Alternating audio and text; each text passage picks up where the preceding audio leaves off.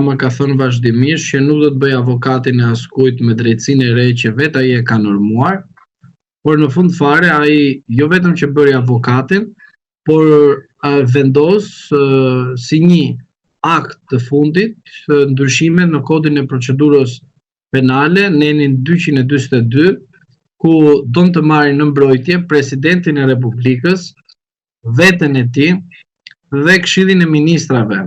Të jem realist me ju. Pra, neni 242 quhet neni Rama dhe nuk quhet neni për kodin e procedurës penale. Për sa i përket rastit tjetër të skandaleve ose më mirë të mosmarrveshjeve që ka midis bashkëpunëtorëve të tij, që vim në momentin e mosmarrveshjes kur prishen pazaret paraprake, sigurisht që kemi këto ngjarje. Por ajo çfarë ju duhet kuptoni është që e gjitha kjo që është vendosur në epiqendër të gjithëve lajmeve të fundit është spostimi të figurave kyçe qeverisë Rama 2013 në vazhdim. Pra, Zoti Rama kërkon në një farë mënyrë të spostoj të gjithë ata të cilët i kishte bekuar vetë ai, i kishte madje edhe dhënë pushtet të jashtëzakonshëm, t'i heq ata dhe t'i spostoj në mënyra të ndryshme. Sigurisht në sy të publikut do të quhet dorëheqje, do të quhet shkarkim, por sigurisht ata nuk mund të largohen nga Zoti Rama, sepse pikërisht ato kanë jetuar dhe bashkëjetuar me Zotin Rama politikisht nga 2013 deri më sot. Zoti Rama nuk e ka të lehtë të spostoj as zonjën Balluku, por as zotin Agaçi, sepse në fund fare ata kanë qenë një ndër bashkëpunëtorët e tij. Por ajo që ne duhet të kuptojmë është kjo. Zoti Rama i sposton sepse kërkon të mbroj veten e tij, apo i sposton sepse don të bëjë një marrëveshje politike për të shpëtuar veten e tij? Po ndoshta është vetë sikela. Është kjo e dyta që unë sapo citova. Don të shpëtoj veten e tij për shkak të mënyrës se si ai ka drejtuar vendin dhe se si ka administruar pushtetin në administrativ. Do të keni parasysh diçka. Një person i cili është duke drejtuar shtetin ka pushtetin që përdor nëpërmjet administratës për të drejtuar në tërësinë e tij shtetin nëpërmjet pushtetit. Dhe në rastin konkret, Zoti Rama kërkon të spostoj jo vetëm personat, por edhe vëmendjen e publikut në rast se personat përfshihen në një hetim të jashtëzakonshëm nga vetë drejtësia e tij dhe konkretisht SPAK-u. Duhet keni parasysh që gjatë gjithë kësaj kohe ju nuk do të shikoni manualin e ardhur për sa i përket reformës së drejtësisë. Por ju do të shikoni që ekziston manuali i 1944 e në vazhdim. Pra, Partia Socialiste thjesht ndryshon tabela, sikur është edhe rasti i krimeve të rënda që ndryshon tabela dhe quhet SPAK. Asgjë më shumë nuk ka ndryshuar. Por ju duhet keni parasysh që situata që Zoti Rama po krijon është një situatë në favor të tij, që favorizon pushtetin e tij për sa i përket ndryshimeve ligjore si fillim dhe pse jo dhe ndryshime kushtetuese, kur Zoti Rama mund të shfaqë një model të ri të qeverisjes së vendit, po patjetër me një partneritet të domosdoshëm me Partinë Demokratike dhe Sali Berishën për sa i përket pjesës së marrëveshjes kushtetuese. Ai gjysmë presidenciale.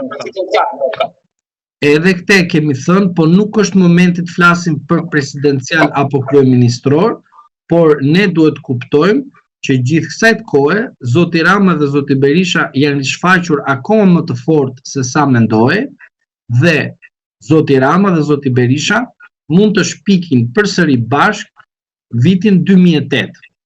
Pra, të shikojmë që pas këtyre zgjedhjeve nuk erdhi fryma e re dhe nuk mundet të vi kurse si fryma e re kur qytetarët shqiptar brenda dhe jashtë vendit zgjodhen po të njëjtën klasë politike pavarësisht rezultateve që ka bërë SPAK-u, edhe këtu do interpretim të çdo qytetarit i cili e mendon SPAK-un. Pra, mendon atë që unë them mënyrën se si SPAK-u vepron në aspektin e procedimeve penale.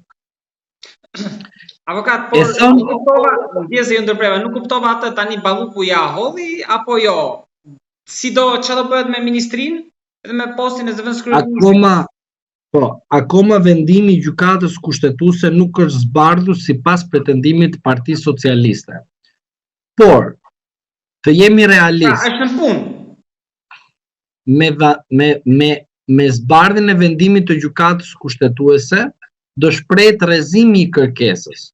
Për sa i përket pezullimit të zonjës Balluku, duhet keni parasysh nga momenti ku gjykata kushtetuese del me dispozitiv, do thotë që zonja Balluku edhe kryeministri e ka marrë lajmin që pezullimi i vendimit të QKK-s kur u bë nga gjykata kushtetuese, zoti Rama është i njohur publikisht për sa i përket kësaj heqje të pezullimit. Pra, për ata të cilët duan të interpretojnë momentin kur vendimi arsyetohet dhe publikohet dhe shpallja e tij, thjesht kjo mbetet në interpretim të çdo personi që don ta shikojë afatin në favor të tij. Por në të dyja raste është e sigurt që njërën palë e prek drejt për së drejti, ndërsa palën tjetër nuk e prek për shkak se ajo, pra SPAK-u, ka vepruar në mënyrë të tillë që mundet të vazhdojë kërkesën për procedimin penal në masë sigurie ndaj zonjës Balluku, pra një masë më ekstreme, kur ju duhet keni parasysh që kur flisshim ne për rastin Berisha, që detyrimi i paraqitjes nuk duhet të ishte bërë arrest në shtëpi, ata vepruan duke shkelur ligjet. Vetë gjykata kushtetuese tha qartazi që arresti në shtëpi ndaj zotit Berisha, ndalim për të dalë jashtë shtetit dhe masa të tjera të cilat ishin vendosur, nuk janë në proporcion me atë që kërkon vetë ligji. Kjo do të thotë, në rastin konkret, zoti Rama ka vepruar duke favorizuar veten e tij si kryeministër viktim ose riviktimizohet vazhdimisht nga ngjarjet të cilët janë po në oborrin e tij. Kjo nuk do të thotë që drejtësia aktuale është e pavarur apo e paanshme, por ajo tregon qartazi që zoti Rama është një lojtar i cili kërkon të bëj aktrim, ashtu dhe e bën aktrimin, por duhet të keni parasysh që në aktrim zoti Rama merr pasoja të rënda, përgjegjësi të rëndë dhe në fund fare llogaridhënien do ta japi atje kur aty do i kërkohet patjetër. Avokat, çështja e dytë që kam dëshirë të diskutojmë lidhet me e ndërthurur dhe kjo me drejtsinë me SPAK-un sigurisht. Kemi pas një vizitë të një zyrtari të lartë të Departamentit të Shtetit në SPAK, në prokurorinë e posaçme. Zyrtari fusha për që mbulonte ishte për çështjet e Europës e të Eurazisë për narkotrafikun. Pra edhe një herë shkojmë tek problemi i tyre, aty ku ata i kanë dhënë sinjale të shumta kohët e fundit.